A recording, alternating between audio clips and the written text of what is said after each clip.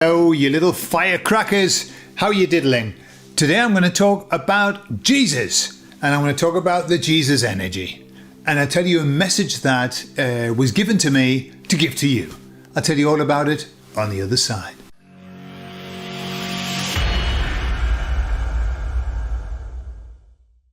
So I don't know if you know, I know most of you do, that every now and again I connect with what they call themselves, the Jesus energy. Whether that's Christ consciousness, it really doesn't matter.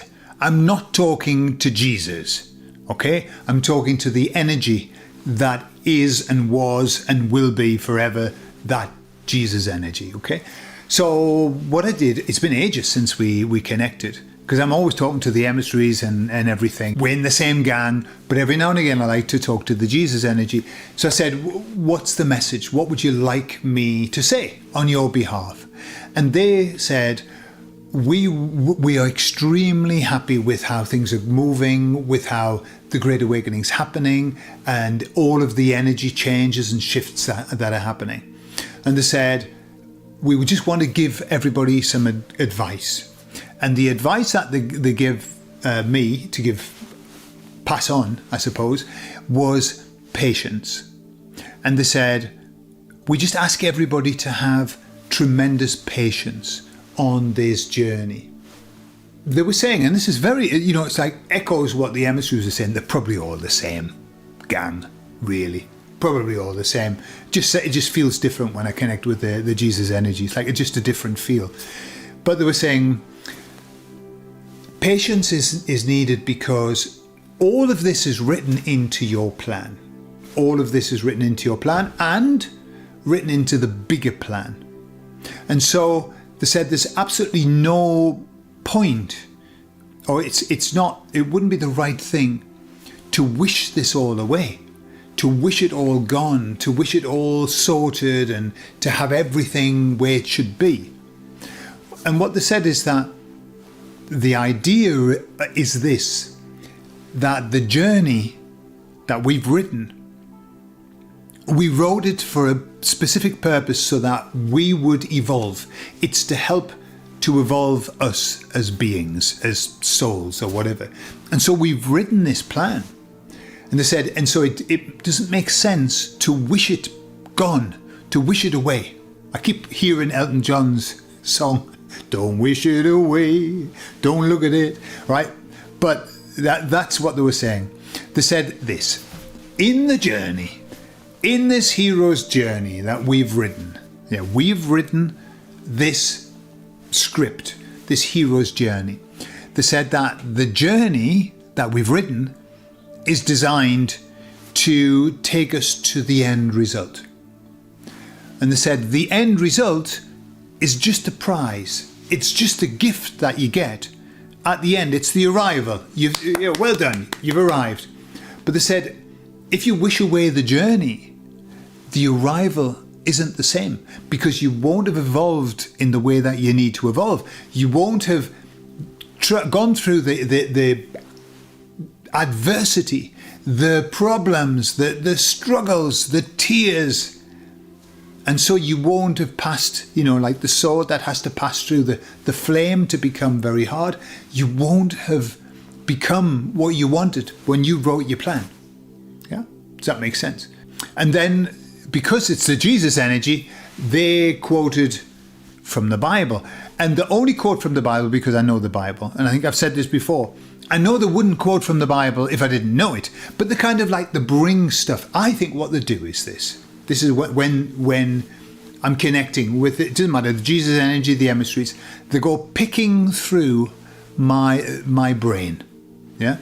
Then they go picking through, they go, yeah, we'll give them that, we'll remind them of that, and they give me these images of all kinds of stuff that I know. And it's like a message. So obviously the Jesus energy went picking through the scriptures I've got in my mind and went, and they kept saying, fear not.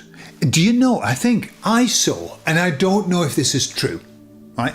And my good friend who knows the Bible, he might be able to confirm this. But in the Bible, it says, fear not, 365 times. That's what I was shown on something, on this passive bit of video that came to me. But I know it says a lot, fear not. Right? Fear not. Bit of a message there, fear not. Because fear is the only thing that they have to control us, is it not? And so the Bible keeps saying, don't be scared. Fear not. So they brought that to my mind, like, you wrote this plan. Don't be scared of it. Don't be scared. Surrender. I'll tell you something that happened to me when I was away on the ayahuasca course. I was talking, the gentleman who I was telling the story about the cross, the missing crosses. And he was looking at me going, have you heard yourself? Well, we were talking about just faith and stuff like that. And he's actually returned. He wasn't a strong Muslim, and he's returned back to his faith. And we were talking about it, and coming from very different places, but I understand the Muslim faith. I worked for 4 years in Morocco, so I understand where they are. Obviously, it's not something that I share. And I was talking about my awakening to faith, let's say. And I said it came to a point where I just surrendered myself to God after thinking that I had to carry this burden, this cross, all of my life. And I just surrendered myself. And I said it was, in the moment of surrender, it was scary. That's the first emotion that I had. This real fear of, what if he gives me something I can't handle? What if he takes something from me that I don't want to lose? What if? Okay. But I did it because the person who I listened to, who was talking about the Course in Miracles, was saying, what makes you think that God's choice for you is going to be worse than your choice? Yeah? What makes you think that God doesn't know you better than you know yourself? And it's clear. It's like, I've been carrying this cross for the last, when did I do this? The last 50 years. And I've done a pretty shit job. And now I'm going to hand it over. I'm going to hand it over to God. And that's what I did. The second emotion I got was incredible relief.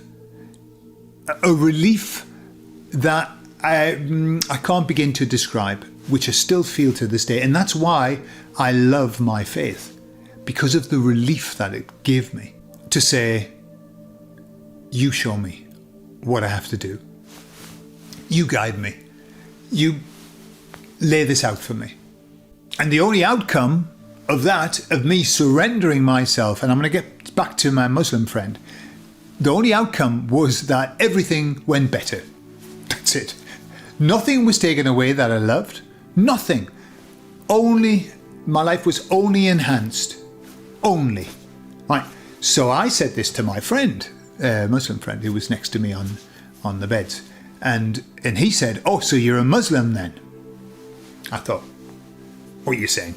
I said, well, no, I'm not really. No, you are. You're a Muslim. Because Muslim means one who surrenders himself to God. So I said, there you are. I'm a Muslim then. And I didn't even know it. And so, the message from the Jesus Energy is to surrender yourself to your plan.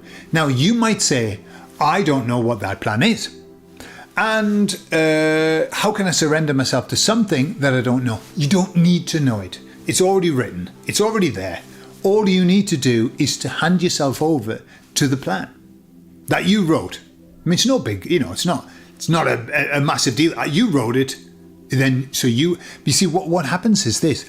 I believe that we write a plan and then we come down, we forget all about the plan that we've written. And then we spend our whole life trying to find out how to follow that plan properly.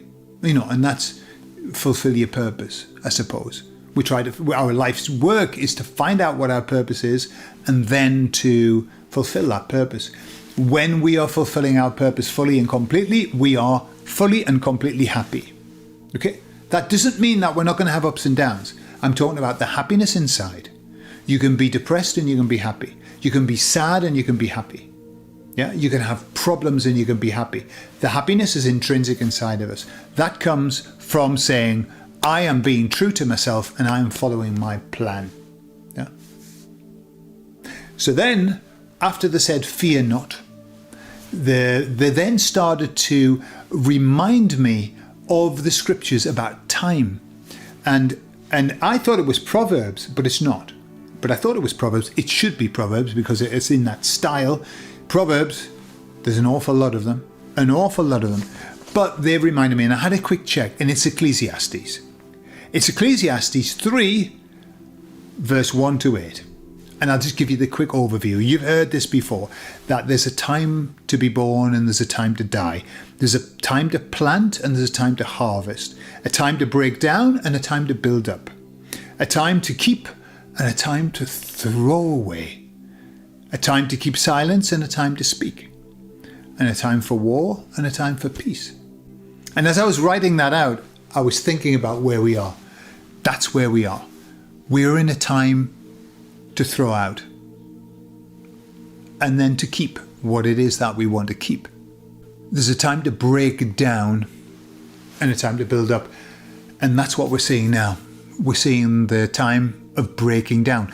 But as that breaks down, the building up is also happening. It's happening. It's just not, it's like under the radar, but it's happening.